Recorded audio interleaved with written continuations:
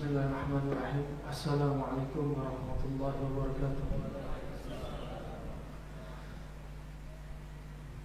Alhamdulillahi ala ihsani wa syukru lahu ala taufiqihi wa amtinani. Wa ashhadu an la ilaha illallah wahdahu la syarika lah ta'ziman li sya'ni. Wa ashhadu anna Muhammadan abduhu wa rasuluh ad-da'i ila ridwanih. Amma ba'd.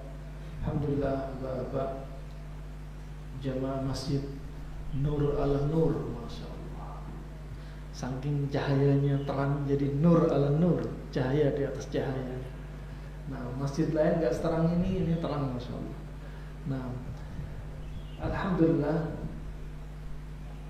pagi hari ini terkumpul beberapa keutamaan. Pertama, keutamaan sebagaimana disebutkan Nabi SAW, afdhalus salah salatus subhi yaumul jum'ati ma'al jamaah. Sebaik-baik sholat adalah sholat subuh berjamaah di pagi hari Jumat. Ya, itu Masya Allah, ini sudah keutamaan. Sholat di antara semua sholat, ini adalah sholat yang terbaik. Sholatnya kita subuh berjamaah. Kedua, terkumpul apa? Kita terkumpul di sini di tempat yang apa? Yang mubarak, Allah jadikan keberkahan, yaitu baitun min buyutillah, rumah dari rumah-rumah Allah Subhanahu wa taala. Yang ketiga, terkumpul padanya apa? Insya Allah kita akan menyongsong malam 10 hari terakhir. Ini malam termasuk bulan Ramadan, termasuk Allah jadikan padanya sekian banyak keberkahan. Yang Allah janjikan kebaikan-kebaikan, diantaranya dengan dihapuskannya dosa, diantaranya dengan dijaganya kita dari neraka, diantaranya dengan disiapkan kita untuk dimasukkan pintu surga yang namanya Rayyan, juga dijauhkan kita dari neraka sekitar 70 tahun, 100 tahun, dalam riwayat seperti langit dan bumi kalau puasa 1 hari saja. Kalau subhanallah, Allah sediakan untuk kita bulan Ramadan puasa sekitar 29 atau 30 hari. Yang juga Masya Allah, di bulan ini Allah ingin bukakan bagi kita pintu syafaat melalui bacaan Al-Quran yang kita baca, sholat yang kita lakukan, juga puasa yang kita lakukan, semua akan menjadi syafaat di yaumul qiyamah.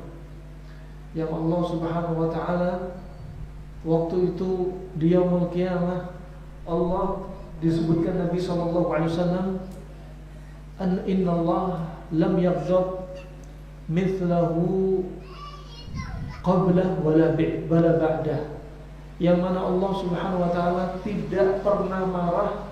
Marahnya Allah sebelum di padang mahsyar dan setelah padang mahsyar yang menyamai di padang mahsyar. Amarah Allah gak ada yang bisa nyamain ketika di padang mahsyar. Allah gak pernah marah sebelumnya dan setelahnya. Dan kita butuh syafaat pada waktu itu. Puasa kita, bacaan Al-Quran kita, sholat kita akan menjadi syafaat. Yang Allah marah, kalau dibayangkan marahnya Allah Subhanahu wa ta'ala, kita perlu lihat hadisnya Nabi SAW yang disebutkan Nabi bahwasanya di padang mahsyar kita nggak ada yang dikhitan, kita nggak ada yang menggunakan pakaian. Ya, sampai Aisyah radhiyallahu anha bertanya kepada Rasulullah, ya Rasulullah, apakah di antara kita tidak saling melihat kemaluan? Kata Rasulullah SAW, ya Aisyah, tidak sempat lagi terbetik untuk saling melihat kemaluan. Saking apa? Saking takutnya kita semua. Demikian di dunia, kondisi orang-orang musyrik saja, ya sebagaimana disebutkan Allah, wa idza raqibu fil fulk da'ullaha mukhlishina lahuddin. Ya, ketika orang musyrik sedang naik kapal laut, diombang-ambing ombak yang sangat besar, apa yang mereka lakukan? Ingatnya sama Allah, gak ingat sama berhala, gak ingat sama kuburan wali fulan, gak ingat sama istrinya, gak ingat sama urusan di atas ranjang, Ketika diombang-ambing ombak yang besar, mereka langsung istighatsah sama Allah Subhanahu wa taala. Mereka lebih mengikhlaskan ibadah ketika apa? Dalam kondisi rasa takut. Ikhlas karena Allah, takut karena Allah Subhanahu wa taala. Ya. Tetapi apa? Falamma najjahum ilal bar idahum yusyrikun. Tapi tatkala mereka sudah diselamatkan oleh Allah, kembali ke daratan, baru mereka berbuat syirik lagi, lupa. Demikianlah manusia. Maka seringlah kita untuk apa? Mengembalikan tauhid kita, keikhlasan ibadah kita. Karena apa? Ibadah kalau enggak disertai tauhid, ibadah kalau enggak disertai keikhlasan, seperti apa kata Syekh Muhammad bin Abdul Wahhab An-Najdi dalam Qawaidul Arba, ya, disebutkan seperti apa? Seperti yaitu orang yang sholat tapi tidak berwudu. Sholat tapi tidak wudu, maka gak sah sholat dia. Sama dengan demikian, kalau kita ibadah kita gak disertai keikhlasan, maka ibadah kita gak akan diterima di sisi Allah, batal. Ya, demikian rahimakumullah. Ketika di padang mahsyar, karena melihat kondisi yang sangat menakutkan, maka mereka apa? Mereka gak sempat lihat kemaluan. Yang manusia kadang matanya berkhianat, padahal Allah itu siapa? Allah ya'lamu kha'inatal a'yun. Allah Maha mengetahui apa yang dikhianatkan oleh mata. Wa ya'lamu ma tukhfis sudur. Dan Allah tahu apa yang ada di dalam hati kita. Ya. Makanya keikhlasan yang tahu hanya siapa? Antara kita sama Allah. Kadang kita menampakkan ibadah ikhlas, kadang kita menyembunyikan apa? Ada riya, ada sum'ah. Maka yang tahu keduanya siapa? Ya, antara kita dan Allah saja. Gak ada pihak ketiga. Istri kita gak tahu kita ikhlas apa enggak. Ya, orang sekitar kita gak tahu kita ikhlas apa enggak. Wa rahimahumullah jami'an. Di padang mahsyar betul-betul yang tadinya mereka mengentengkan dosa, maka saat itu ya mereka tahu betapa dahsyatnya dosa-dosa yang berdampak di padang mahsyar. Allah ketika marah, ya, yang biasanya arsy-Nya Allah dipikul oleh 4 malaikat, yang satu malaikat yang memikul arsy-Nya Allah disebutkan dalam hadis baina syahmi udhunai wa katifai masafah 700 am. Antara daun telinganya, kedua daun telinganya sampai bahunya, jaraknya 700 tahun perjalanan yang gak berhenti-berhenti. Itu malaikat yang memikul arsy-Nya Allah. Maka pada waktu padang mahsyar, arsy-Nya Allah dipikul lebih dari 4. Yang tadinya 4 menjadi 8 malaikat. Kenapa? Karena arsy-Nya Allah yahtaz, bergoncang dengan sangat keras. Kenapa? Allah marah. Subhanallah. Siapa enggak butuh syafaat dari Allah Subhanahu wa taala? Kita semua butuh syafaat dari Allah Subhanahu wa taala. Manusia sebagaimana disebutkan Nabi SAW, kullu bani Adam khata' wa khairul khata'in tawwabun. Setiap anak Adam itu khata', ditambahi tasydid di situ. Menunjukkan apa? Kita itu banyak dosa dan dosa kita diulang-ulang. Dan setiap orang yang banyak berbuat dosa adalah banyak bertaubat kepada Allah Subhanahu wa taala. Nah, ingat kondisi padang mahsyar. Yang di padang mahsyar yang didekatkan antara matahari dengan kepala kita nanti jaraknya 1 mil. Kalau milnya mil dunia, maka jaraknya berapa? 1,6 km. Padahal panas yang kita rasakan, apalagi bulan Ramadan. Bulan Ramadan dinamakan Ramadan, ada yang mengatakan karena bulan Ramadan di antaranya apa? Terjadi di waktu yang sangat panas. Makanya apa? Fi syiddatir ramda, yaitu siang yang sangat panas. Ya, ada yang mengatakan Ramadan dinamakan Ramadan li'annahu yarmidhud dhunub, karena Ramadan itu untuk menghapus dosa-dosa. Dia panas. Nah, fa subhanallah, panas yang kita rasakan di muka bumi ini jaraknya berapa? 49.525.000 kilometer jarak matahari di atas kepala kita. Gimana kalau di padang mahsyar jaraknya 1 mil, 1,6 kilometer. Semua manusia keringatnya nanti sesuai dengan dosanya. Semakin banyak dosa yang dilakukan, keringatnya akan semakin menenggelamkan diri dia. Ada yang keringatnya apa? Yuljimuhum. Ada yang keringatnya sampai menenggelamkan dia, matanya tidak kelihatan, dipenuhi dengan keringat. Ya, sudah tahu keringat itu racun, keringat itu bau, ya, keringat itu ya sesuatu yang merupakan sampah. Ya, subhanallah, keringatnya menenggelamkan diri dia. Ada yang keringatnya sampai hidung dia, ada yang keringatnya sampai dagu dia, ada yang keringatnya sampai dada dia, sampai pusar dia, sampai lutut dia, ada yang semata kaki dia. Semua itu apa? Al-jaza min jinsil amal. Ya, amalan itu balasannya sesuai dengan amalan. Semakin banyak dosa, maka keringatnya semakin menenggelamkan diri dia. Subhanallah. Di padang mahsyar sudah gak sempat lagi lihat kemaluan. Gak ada pohon, gak ada bangunan, gak ada bebatuan. Padang mahsyar itu datar, rata. Jadi yang kepanasan, yang tenggelam, ya tenggelam. Fa'idha rahmatullah jami'ah. Kita apa? Butuh syafaat. Yang memberikan syafaat agar urusan kita di padang mahsyar diringankan oleh Allah Subhanahu wa taala. Amalan puasa kita bersaksi untuk kita nanti. Begitu pula Al-Qur'an yang kita baca, begitu pula salat yang kita lakukan. Wa rahmatullah jami'an. Yang perlu kita perhatikan, maka jangan sampai Ramadan ini ya kita keluar dari Ramadan menjadi hamba yang tidak diampuni oleh Allah Subhanahu wa taala. Jangan sampai Ramadan saja enggak diampuni, apalagi di luar Ramadan. Ya, fa subhanallah, ya jangan sampai Ramadan ini kita tidak mendapatkan taufik untuk mendapatkan malam Lailatul Qadar. Ajaibnya saudara-saudara kita, mayoritas di antara saudara kita ketika malam 10 hari terakhir sibuk iktikaf di mal-mal, sibuk iktikaf di pasar-pasar, sibuk iktikaf di jalan raya, habis umur di jalan. Nah, harusnya 10 hari terakhir masjid semakin padat, tapi masjid semakin kosong. Ini jebakan-jebakan iblis, laknatullah alaih. Ya, jebakan iblis untuk menjebak kaum muslimin agar dijadikan masjid itu kosong dari apa? Dari orang-orang yang i'tikaf, kosong dari orang-orang yang menyibukkan diri untuk mencari Lailatul Qadar. Subhanallah, malam Lailatul Qadar hanya di antara satu malam dari 10 hari terakhir. Hanya 10 hari.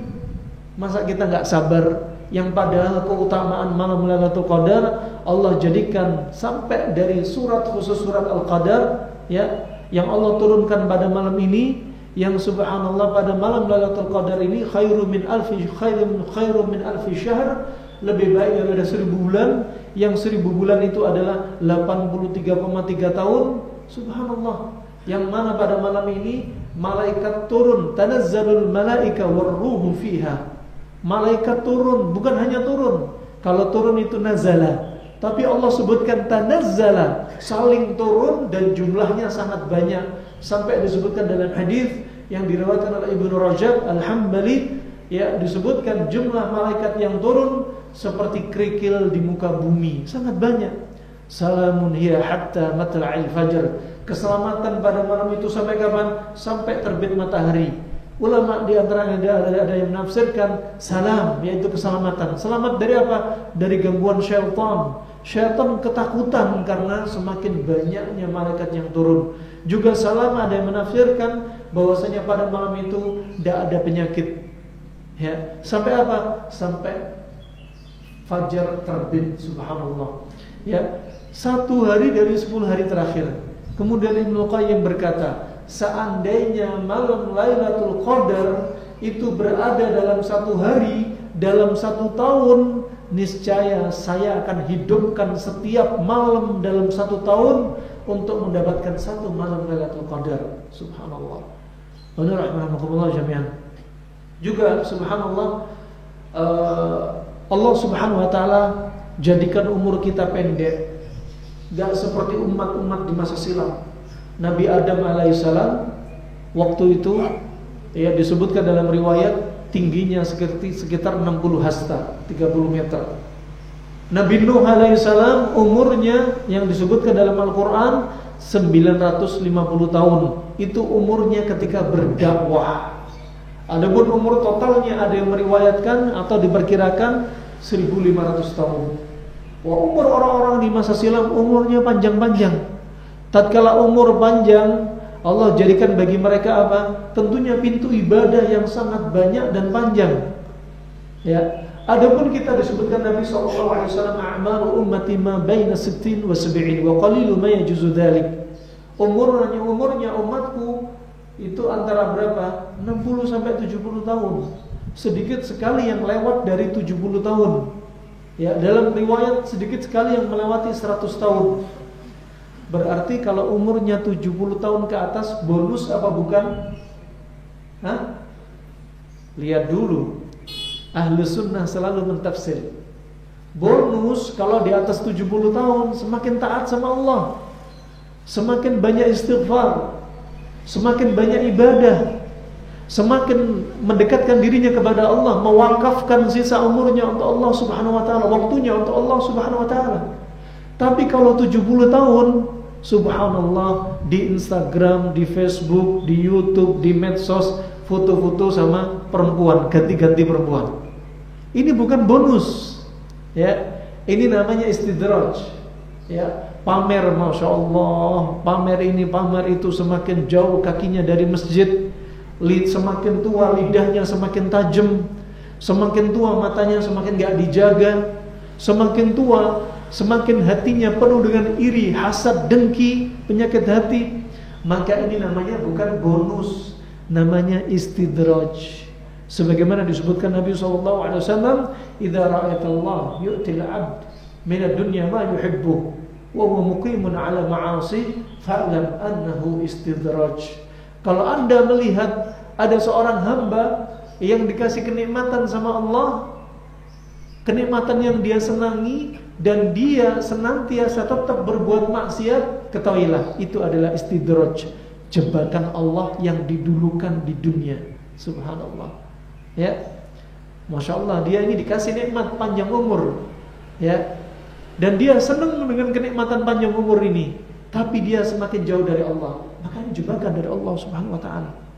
Maka umur kita yang pendek, ya, umur kita yang pendek, pertama memang demikian sunnatullah. Allah jadikan umurnya umatnya Nabi Muhammad pendek-pendek.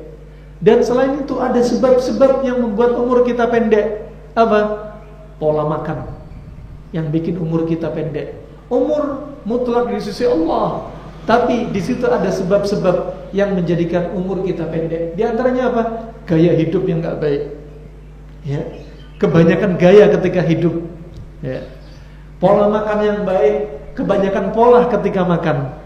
Nah, oh ini ternyata faktor, ya, makan makanan yang meracuni tubuh dia, aktivitas fisik yang membuat dia, ya, jauh dari kesehatan. Di zaman lalu sebelum muncul gadget, orang biasa tidur di awal malam. Sekarang ketika muncul gadget, dari habis isya tidur sampai jam 12, jam 1 malam. Bahkan banyak anak-anak kecil zaman sekarang melihat gadget dari habis isya sampai menjelang fajar. Tahu-taunya berjalan berapa waktu, dinasihatin orang tua marah, disuruh sholat marah, diruqyah baru berdampak. Ya, ada jin dalam tubuh dia. Ya, ternyata apa sebabnya? Dia ghaflah, lalai dari Allah, dimasukin tubuh dia. Makanya banyak anak kecil pakai kacamata di zaman sekarang. Baru 7 tahun pakai kacamata. Ya, subhanallah, anak kecil di zaman sekarang, masya Allah, ya, sudah apa? Dewasa sebelum waktunya. Wanita haid kurang dari 9 tahun. Kenapa? Sering lihat gadget, melihat sesuatu yang belum layak dilihat, dia dewasa sebelum waktunya. Nasallallahu afiyah. Maka menjadi umurnya lebih pendek. Ya, yang tadinya kebiasaan Nabi yang diajarkan Nabi tidur di awal malam, sekarang enggak, begadang terus. Tidur yang harus porsinya cukup, jadinya tidur hanya 2 jam 3 jam. Ini dari kecil, anak kecil.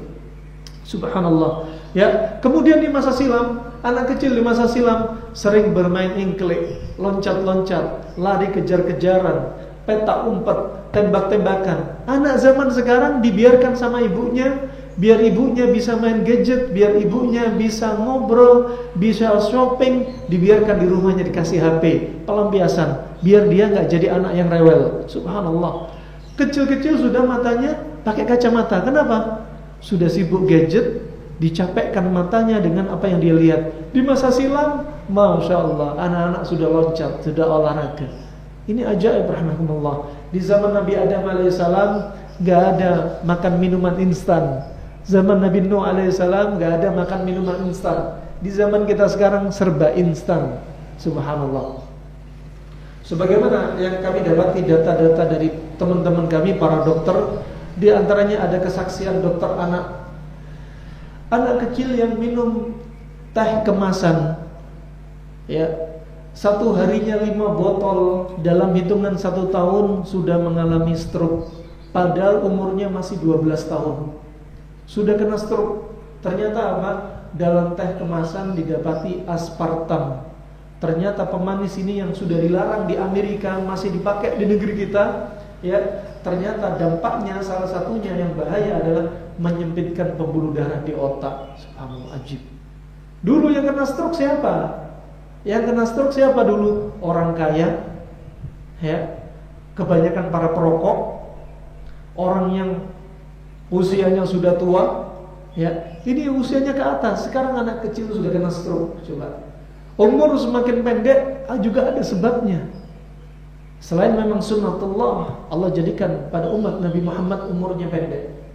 Subhanallah, anak 9 tahun, ya, sebagai pengakuan seorang dokter spesialis TKV, ya, dia mendalami pembuluh darah juga, ya, disebutkan anak 9 tahun yang konsumsi jus-jusan yang di blender, ya, subhanallah, konsumsi 1 hari 5 bungkus, dalam hitungan 6-9 bulan sudah harus cuci darah. Ini anak kecil, nasallahu afiyah. Ya, kemudian ada juga data dari mereka-mereka yang masih kuliah juga, ketika meneliti, ya, kasus kanker. Ada anak kecil 9 tahun kena kanker nasofaring, hidungnya, tenggorokannya, lehernya kena. Kemudian ketika ditanya apa hobinya dia, tanya ke ibunya, hobinya makan cemilan kemasan, 1 hari juga 5 bungkus. Karena ibunya memang jualan cemilan kemasan, ya. 1 tahun kemudian sudah kena kanker. Makanya hati-hati, anak Anda hati-hati. Anda ngasih uang jajan untuk anak Anda, ada amanah, ya. Jangan ketika anak kita sudah sakit, istri kita sakit, diri kita sendiri sakit, yang disalahkan apa? Alhamdulillah, saya sabar sama takdir Allah. Oh, yang makan kita, yang ngasih jajan anak Anda. Jangan disalahin takdir Allah mutlak, tapi ada peran sebab dari apa? Dari apa yang kita lakukan. Nah, jangan salahkan takdir, ya. Fala talumanna illa nafsak. Jangan salahkan, jangan celah kecuali diri kita sendiri, ya. Maka dari itu penting untuk kita mengambil sebab sehat, sebab sakit, sebab untuk sehat tetap sehat, sebab sakit untuk cepat sembuh, ya. Fa ini rahimakumullah jami'an. Nanti di yaumul qiyamah yang ditanyai, sebagaimana Nabi SAW bersabda, awwalu ma yus'alu anhu al-'abd yaumul qiyamah, ya. Pertama kali juga yang akan ditanyai pada hari kiamat nanti pada seorang hamba adalah apa? Alam nusihha laka jismak wa nurwika minal ma'il barid. Bukankah telah kami jadikan kepada diri Anda itu tubuh yang sehat? Bukankah kami jadikan pada diri Anda itu air dingin yang menyegarkan? Masya Allah, ini ditanyai. Thumma latus'alunna yawma idzin 'anil na'im. Dan nanti pada waktu itu kita akan ditanya tentang kenikmatan, termasuk apa? Nikmat sehat. Ditanyai, kenapa kok kita sakit? Ditanyai, aslinya Allah berikan kepada tubuh kita kesehatan. Makanya ditanya oleh Allah, ya, alam nusih alaka jismak, ya. Nanti akan ditanya di yaumul qiyamah nanti, di pertanggungjawaban di hadapan Allah Subhanahu wa taala, bukankah telah kami jadikan bagi tubuh Anda semua sehat?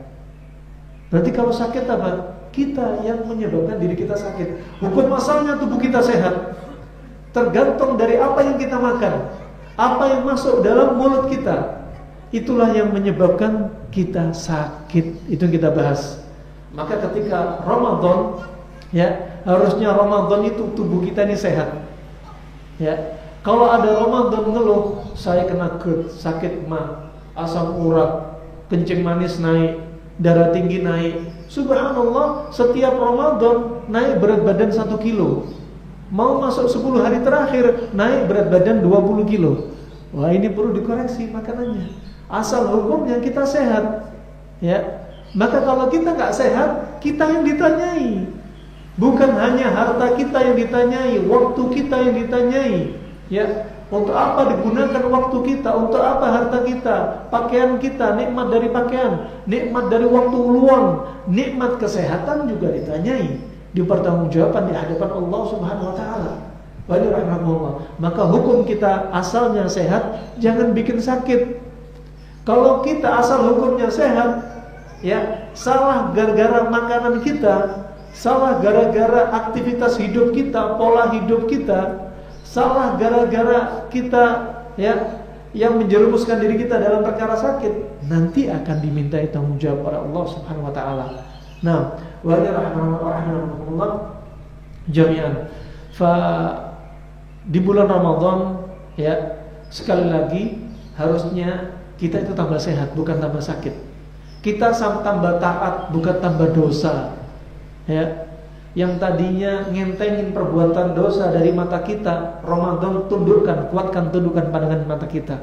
Yang tadinya ngentengin tangan, gerakin gadget untuk melihat sesuatu yang gak layak untuk dilihat, saat ini tangan kita lebih perhatian untuk melakukan ketaatan saja dan dikurangi maksiat.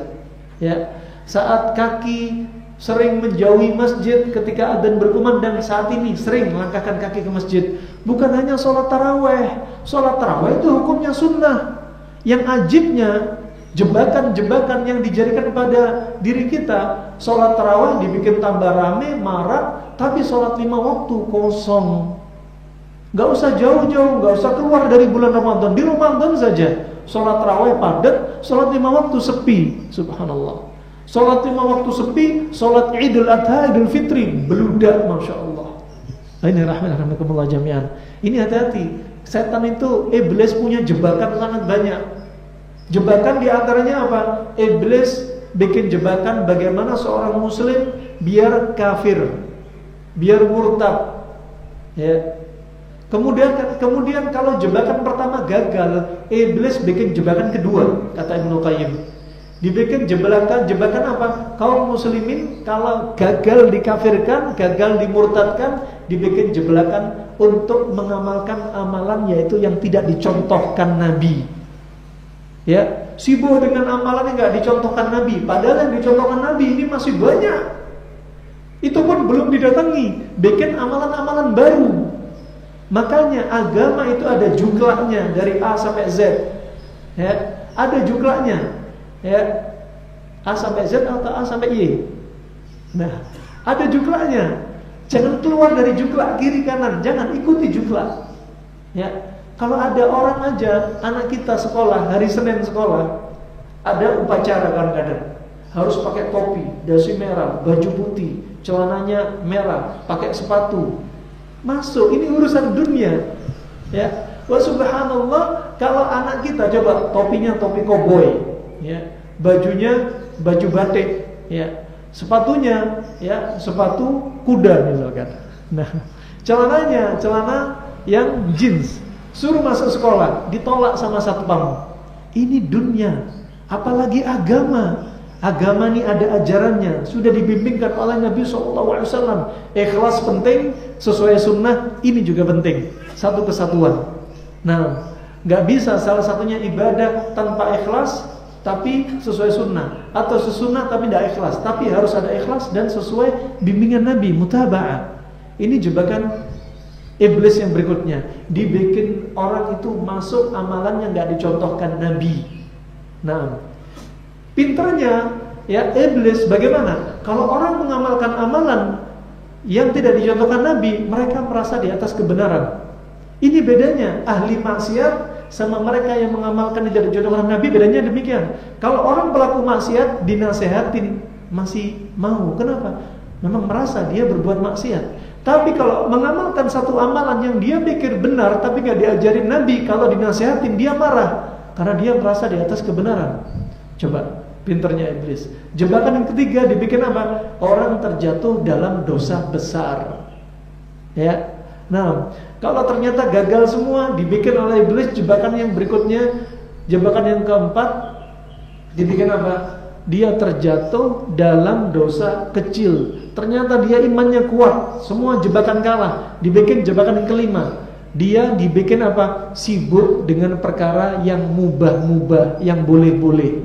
Ini namanya boleh, itu gak haram, gak makruh. Contohnya perkara yang boleh, tidur. Di bulan Ramadan dijebak sama iblis dengan sibuk perkara yang boleh. Apa contohnya? Subhanallah, malam udah tidur, habis tarawih langsung tidur. Terus sahur, habis fajar tidur lagi.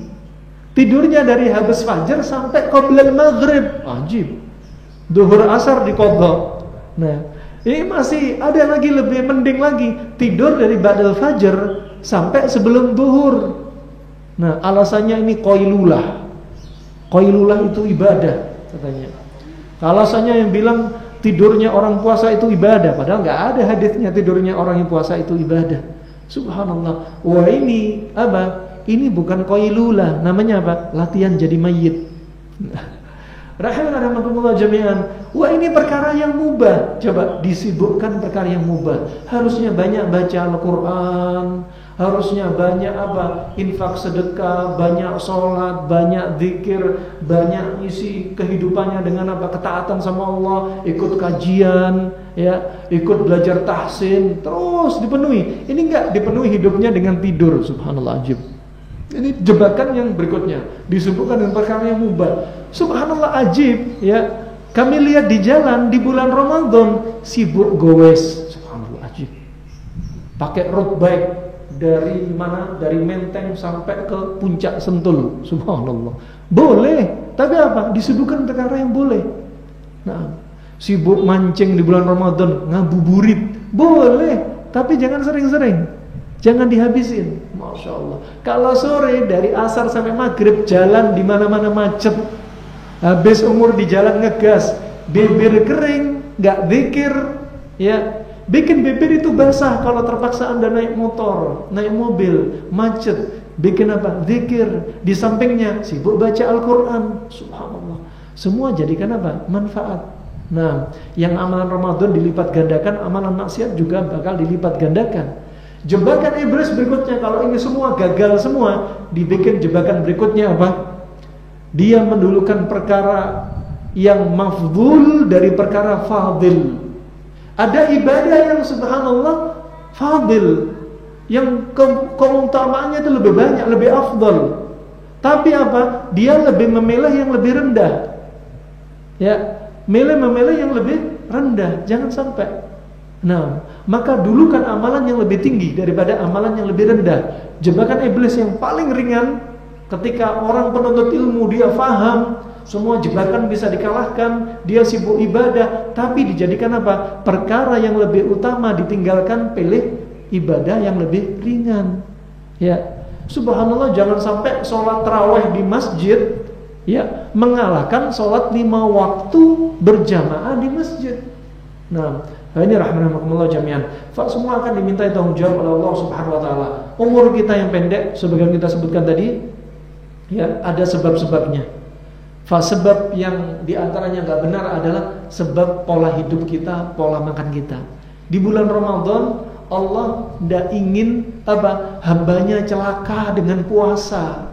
Allah tidak ingin celaka dengan puasa. Justru dengan puasa dibikin iman kita, hati kita tambah naik, kita dijauhkan dari neraka. Nah, subhanallah, dengan puasa Allah menginginkan kita itu apa? Tambah sehat, bukan tambah sakit. Jangan salahkan puasa. Ya Allah, selama Ramadan saya mesti sakit mah. Selama Ramadan mesti kena GERD. Selama Ramadan mesti kolesterol naik. Ramadan gula darah naik. Ini gara-gara kurma ini. Subhanallah. Kurmanya yang disalahkan. Padahal dari penelitian seorang ahli tibbun nabawi, seorang Syekh Syahani dari Madinah, yang dia direkomendasi oleh 6 orang dokter dari Saudi dan Mesir, disebutkan dalam karangan buku dia, ya, yaitu At-Tibbun Nabawi fil Mandur Al-Mu'asir. Disebutkan dalam penelitian dia, ternyata kurma bukan jadi biang kerok kencing manis. Justru kurma dengan dosisnya menjadi obatnya kencing manis. Kurma dengan dosis 100 gram ternyata bisa untuk menormalkan gula darah. Ternyata bisa menggiatkan fungsi pankreas untuk menormalkan insulin. Insulin terlalu tinggi, ya, jadinya apa? Timbullah lawan dari kencing manis, diabetes insipidus, gulanya ngedrop. Insulin rendah, naiklah, ya, gula darah, diabetes mellitus, kencing manis. Biar nggak naik, nggak turun, nih ada caranya.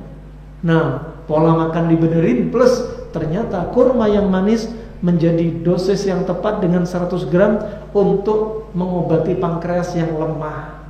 Subhanallah. Maka jangan salahkan puasa Anda dari buka sahurnya dengan kurma. 100 gram kalau kurmanya kurma sukari sekitar 6-7 biji, Masya Allah. Kecuali kalau Anda makan kurma sekali makan 20 biji, 30 biji, wajar kalau kencing manisnya naik, ya. Maka dengan dosis yang benar ternyata manfaat untuk kencing manis. Itu kalau kebiasaan makan kurma bisa ternyata. Bukan hanya itu, di negeri kita sari tebu ternyata menjadi, ya, salah satu, ya, terapi untuk mengobati kencing manis. Rendaman gandum utuh ternyata sangat manjur untuk mengobati kencing manis. Makanya sehat itu mudah, sehat itu murah. Bagi siapa? Bagi yang belajar dan tahu ilmunya.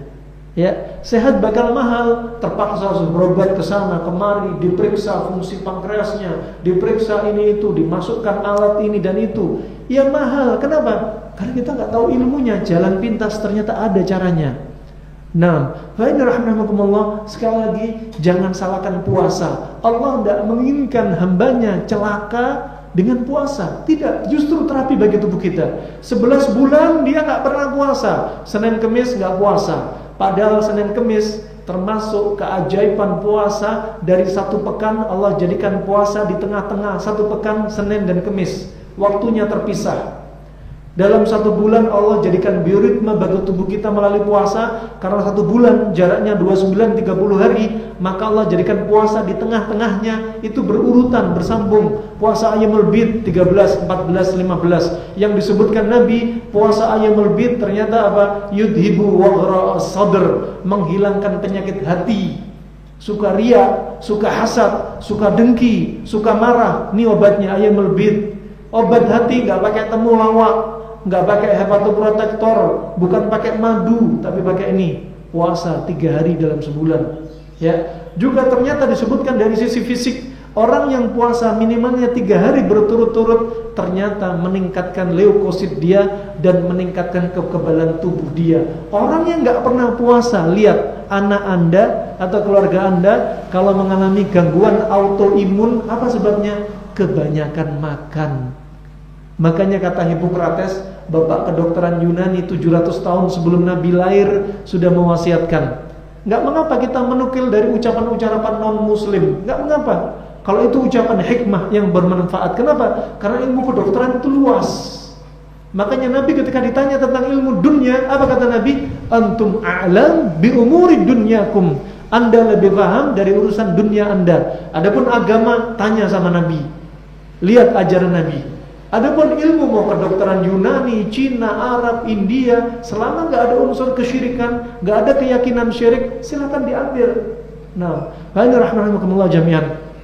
Kata Hippocrates, this is because overeating, the therapeutic is fasting. Penyakit yang banyak makan, muncul banyak makan, obatnya puasa.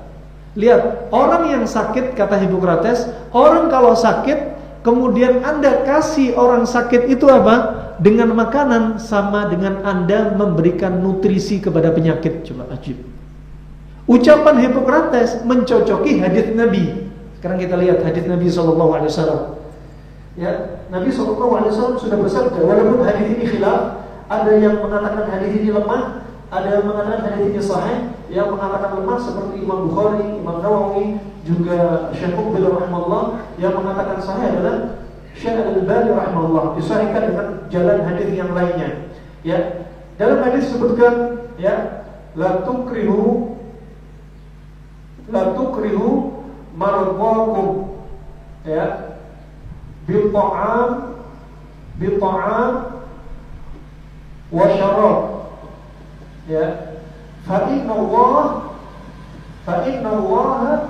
tabaraka wa ta'ala yut'imuhum wa yuskihim. Coba, lafaz hadis satu demi hadis itu ada maknanya, harus kita pahami. Kalau orang nggak suka dengan tibu nabawi atau nggak tertarik dengan ilmu kesehatan, hadis ini akan lewat begitu saja, seperti nggak ada maknanya. Tapi ini apa? Ada kaidah ilmu pengobatan, ilmu kedokteran. Kata Nabi SAW, janganlah paksa orang yang sakit untuk makan dan minum, jangan dipaksa. Orang sakit jangan dipaksa makan, jangan dipaksa minum. Ini kaidah.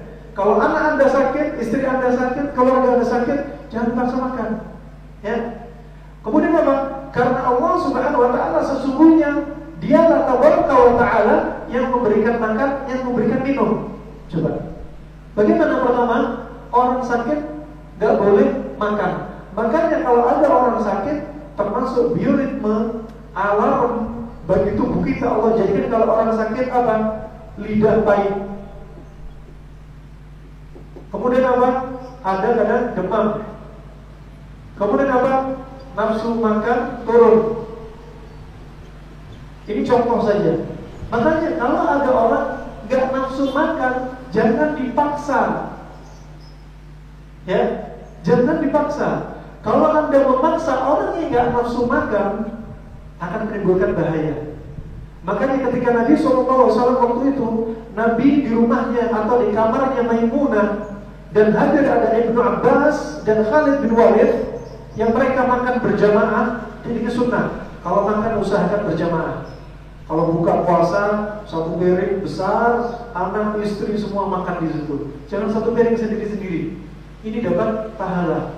Karena kebiasaan Nabi makan berjamaah. Ketika di Mekah Nabi pernah dikasih makan, ditawarkan satu piring satu orang. Nabi tidak mau. Nabi lebih memilih gerombolan sekelompok orang dari Yaman yang makan satu piring 10 orang. Kemudian Nabi masuk ke situ makan bersama mereka. Ini kebiasaan makan berjamaah, ya. Nah, ketika Nabi makan di rumahnya Maimunah, waktu itu dihidangkan dengan 3 menu makanan. Lahmud dhab, daging kadal Arab, akid, keju, dan samen, minyak sapi. Kebiasaan Nabi melihat makanan yang dimakan. Makanan yang dimakan bikin sehat, bikin sakit, halal apa haram. Nabi melihat daging ini aneh, apa ini? Kemudian disebutkan oleh mereka para sahabat, ini adalah daging kadal Arab. Kemudian Nabi gak mau makan. Ditanya oleh sahabat, apakah haram? Kemudian kata Nabi apa? Gak haram. Cuma ini bukan makanan yang biasa dimakan oleh kaum Quraisy. Maka aku menjaga makanan yang gak biasa dimakan oleh kaum kami. Ya. Kemudian apa kata Ibnu Qayyim? Di sini ada bimbingan. Kalau Nabi gak suka, gak makan. Makanya kata Abu Hurairah dalam riwayat Bukhari Muslim, karena ma sabba Nabi SAW ta'aman qattu ishtahu akala wa illa taraka. Nabi gak pernah mencela makanan. Kalau gak suka ditinggal, kalau suka langsung dimakan. Nabi gak suka, tapi gak komen. Kata Imam Nawawi, cukup seseorang mengatakan makanan ini kok asin, itu sudah mencela makanan. Makanya kalau kita memaksa seseorang makan, dia gak suka, khawatir dia mengkomeni makanan. Akhirnya apa? Mencela makanan, gak boleh. Maka Nabi gak melakukan seumur hidupnya, gak pernah. Nah, makanya kalau kita gak suka, mending tinggalin, biar gak mencela makanan. Kedua, kata Ibnu Qayyim rahimahullah, bahaya yang ditimbulkan kepada tubuh lebih banyak daripada manfaatnya. Kenapa? Karena mindset keinginan gak sama dengan perut, gak sejalan. Sudah kau kepingin tapi dipaksa masuk, apa yang terjadi? Bisa diare, bisa alergi, bisa gatal-gatal, bisa demam, bisa muntah. Coba, bahayanya lebih banyak daripada manfaatnya. Coba. Maka orang yang gak nafsu makan ketika sakit juga jangan dipaksa. Bukan berarti gak boleh makan sama sekali, boleh makan. Tapi makanan orang sakit boleh makan kalau apa? Pertama, makanannya tidak terlalu banyak. tidak banyak. Kedua, makanannya bukan berarti nggak boleh makan biar mati saja dah, bukan. Boleh makan tapi nggak terlalu banyak. Kedua, makanan tersebut adalah obat sebagai dia. Contoh, kalau ada penyakit, misalkan sifatnya panas, maka kasih dia makanan sifatnya dingin, akan jadi makanan. Dan apa? Jadikan makanan Anda sebagai obat. Kalau orang punya penyakit panas, ya, dikasih makan, apalagi banyak, kemudian sifatnya panas, maka akan menjadi apa? Akan menjadi tubuh dia semakin panas berlebihan. Saat itu penyakit dia tambah parah. Ya, contoh, orang darah tinggi, hipertensi, darah tinggi, dikasih makanan misalkan kambing, ikan asin, akan semakin panas, darah tinggi akan semakin naik. Ini contoh konsep sangat mudah sekali. Nah, ini rahmatullah jamaah. Percuma kalau misalkan darah tinggi dikasih obat darah tinggi, tapi pantangannya masih dimakan, sama aja berarti bukan obat. Ya. Nah, ini rahmatullah. Kemudian berikutnya, orang yang sakit lidahnya pahit. Lidah pahit alamat apa? Liver itu lemah. Kenapa liver lemah? Karena apa? Makanan terlalu banyak, makanan minuman terlalu banyak. Makanya lidah pahit alarm. Kalau lidah pahit dia nggak mau makan, nafsu makan hilang. Alarm apa? Jangan tambah mulut kita dengan makanan yang bikin liver tambah lemah, makanan yang bikin liver tambah lembab. Ya, makanya diantaranya nggak makan. Makanya puasa ini termasuk ada padanya konsep ini. Kemudian ini apa? Liver lemah, lembab karena kebanyakan makan. Kemudian berikutnya demam. Dengan demam untuk membakar kelembapan. Dibiarkan tubuh kita demam, sebenarnya itu reaksi normal dalam tubuh. Ya, bukan berarti nggak boleh minum obat penurun demam. Penurun demam yang paling canggih sebagaimana yang disebutkan Nabi. Ya, idza asabakum al-hamma fa'adluhu bil ma'. Jika Anda kena demam, dinginkan sama air. Demam kasih air. Kalau konsep demam dikasih paracetamol, itu bukan tibu nabawi, tapi tibu nabawi pakai apa? Air. Makanya sampai detik ini rumah sakit di Saudi, di ruang UGD itu ada kamar mandi khusus memandikan pasien. Pasien yang demam tinggi dibiarkan tidur, disiram sama air dingin. Coba, kenapa? Mempraktekkan tibu nabawi. Nah, ini rahmatullah jamiah. Coba ini demam, ini untuk apa? Menghilangkan kelembapan, dibakar. Orang kalau sakit keringatan, biarin dibakar. Ya, dan nafsu makan, kenapa? Biarin. Yang di dalam perut yang sudah jadi racun, terlanjur jadi kelembapan, biarin dibuang, jangan ditambah lagi. Makanya kalau orang mulai sehat, ada rehabilitasi, perbaikan dari tubuh dia. Ciri-cirinya apa kalau sudah sehat? Ciri-cirinya apa? Nafsu makan naik. Kenapa? Karena kelembapan sudah mulai hilang. Coba aja. Itu sudah ada padanya hikmah. Maka jangan paksa orang sakit untuk makan dan minum, karena Allah lah yang beri makan dan minum. Bagaimana caranya Allah beri makan dan minum? Caranya diantaranya apa? Ketika dia nafsu makan hilang, ternyata leukosit naik. Inilah cara Allah beri makan. Disebutkan oleh para ulama. Leukositnya naik. Ternyata apa? Darahnya encer. Ketika darah encer, apa? Nutrisi bisa nyebar ke semua organ, ke otak, ke mata, ke jantung, ke liver, ya, ke paru-paru, semuanya. Jadi lancar apa? Jadi nutrisi. Jadi hakikatnya nutrisi bukan banyak-banyakan makan. Orang semakin banyak makan, semakin timbul penyakit. Nah, ini rahmatullah jamiah. Dan ini pada manusia. Hewan pun juga demikian. Hewan kalau sakit, dia nggak akan mau makan. Mau anjing, mau kucing, mau burung merpati, mau ayam, ular sekalipun, ya, harimau kalau sakit nggak mau makan. Kenapa? Itu semua mekanisme Allah jadikan pada hewan dan manusia juga. Nggak tahu kalau dari kalangan jin kita belum dapat kabar. Ya. Nah, ini rahmatullah jamiah. Wah, ini caranya, ya, caranya. Kemudian yang berikutnya kita hapus.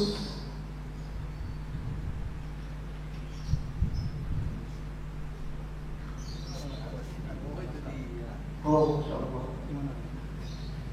Ya, saya tulis.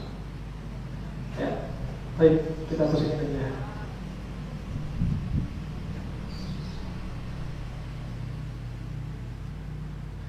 Nah, dan subhanallah, ketika puasa hampir sama seperti kaidah orang yang sakit. Coba Allah jadikan kita dalam waktu satu pekan. Satu pekan Allah jadikan puasa Senin, ada setelah 2 hari, terus Kamis. Jumat hari rayanya orang mukmin, jangan puasa. Sabtu hari rayanya orang Yahudi. Ahad hari rayanya orang Nasrani. Ya, Senin lagi, Senin Kamis puasa lagi. Dalam 1 bulan Allah jadikan puasa, ya, karena dia 30 hari, ini 7 hari, ya. Jadikan puasa apa? Ayyamul bid. Ayyamul bid. Ya. Ini dalam 1 bulan Allah jadikan 13, ya, 14, 15 puasa berurutan. Kalau tadi ada rentang waktu berurutan.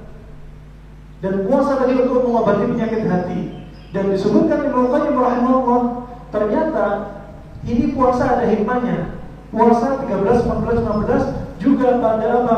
Pada bekam sunnah waktu bekam 17, 19, 21. Ini semua ada hikmahnya. Ternyata ini dari 4 pekan. Ini pekan pertama, pekan 1, terus pekan 2, 3, ya, ini pekan 4. Ternyata pekan 2 dan 3 saat itu apa? Bahasanya orang Arab klasik, darah sedang mendidih, naik permukaan. Ya. Nah, dan saat inilah, ya, makanya ketika darah mendidih, saat itu apa? Setan menguasai tubuh kita. Makanya Nabi bersabda, inna syaitana yajri min ibni adam majra dam. Setan itu dalam tubuh kita lewat pembuluh darah. Saat itu darah mendidih, pembuluh darah juga lebar. Penyakit hati disebutkan di antaranya kekuasaan yang berlebih. Kemudian apa? Kalau sudah mendidih, makanya dikeluarin dengan bekam misalkan. Ya. Nah, karena rentangnya 1 bulan, jadinya apa? Berurutan. Kalau tadi terpisah. Nah, berikutnya dalam 1 tahun, 1 tahun berapa hari? 360 hari ya? Hah? 365. 360 hari atau 1 tahun. Ya, 1 tahun. Karena rentangnya 1 tahun, ya, maka dari bulan-bulan ini, dari bulan Hijri, Allah jadikan bulan ke-9, ini 1, 12, dia hampir di tengah dengan puasa Ramadan. Dan itu jaraknya apa?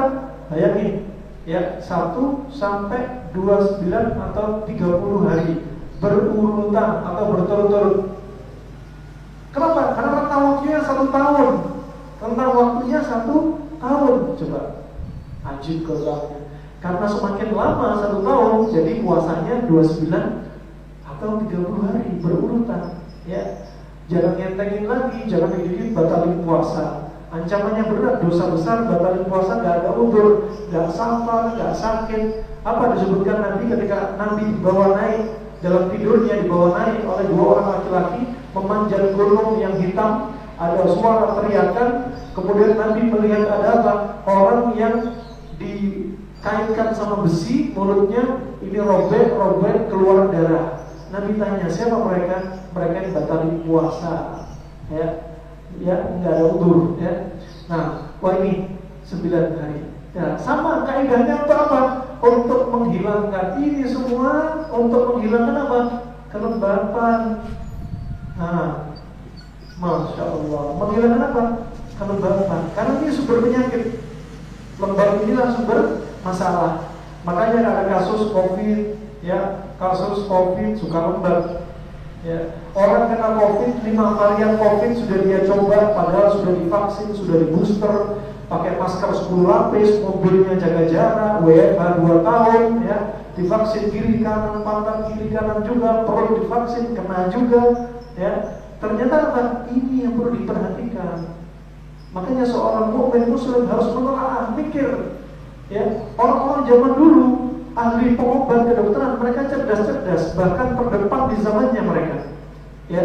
Setelah kitab-kitab diambil oleh bangsa Romawi, oleh Cina, banyak ilmu kedokteran Arab tertinggal sampai detik ini, ya. Padahal dulu mereka sangat mahir zamannya dengan konsep yang sangat simpel nih. Nah, makanya kalau ada pertama, kalau orang kena COVID sekali nanti kebal, ternyata hoax, ya.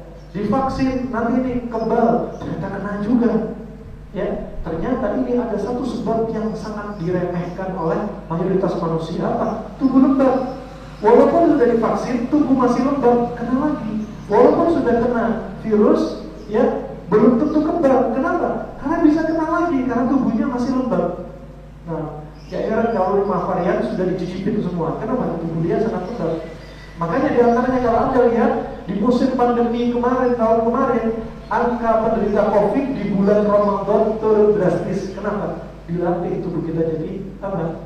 Lembab, dijadikan dengan puasa. Apa tadi? Nafsu makan, ketika sakit, ketika puasa dibikin apa? Puasa itu adalah terapi apa? Panas kering. Makanya panas kering ini untuk apa? Melawan kelembapan. Coba lagi, ya, wajib. Ramadan makanya jarang kita pilek. Ramadan jarang kita kena migrain vertigo, jarang kena asma. Yang penyakit jantung itu gagal jantungnya pun terasa nyaman. Kenapa? Ini semua ini. Kenapa kita nggak ada burik? Nah, kalau ada Ramadan sakit-sakitan, ya berarti tadi itu sahurnya salah, bukanya salah, plus setelah tarawih makannya salah. Baru lebih, ya itu konsep sebenarnya. Tapi waktu sudah habis, belum masuk sahur dan buka, padahal judulnya sahur dan buka. Kita tutup aja ya. Terus Pak. Baik, lanjut. Baik, apa ya? Yang penting Bapak siap, oke kita lanjut. Sekarang gimana biar puasa kita nggak bikin tubuh kita sakit? Baik, sekarang kita bahas ini.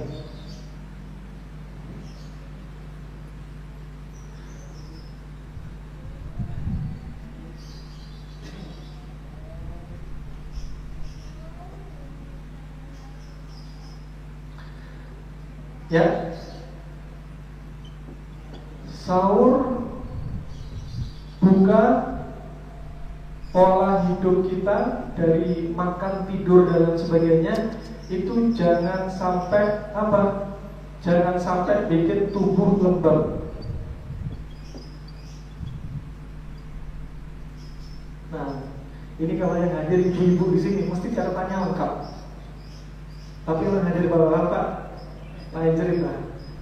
Nah, sahur, buka, pola hidup kita jangan sampai tubuh lembab. Sahur salah, makannya masya Allah, dia punya mindset, saya ini nanti ini mau kerja berat, saya harus makan banyak. Salah, justru bikin tubuh lembab. Ya. Saya mau buka, asal sudah ada mindset, pokoknya buka nanti menunya nasi rendang 2 piring, es campur 2 mangkok, kurma 10 biji. Nah, kemudian sambusa, pisang goreng nanti minimalnya 3-3-2-2.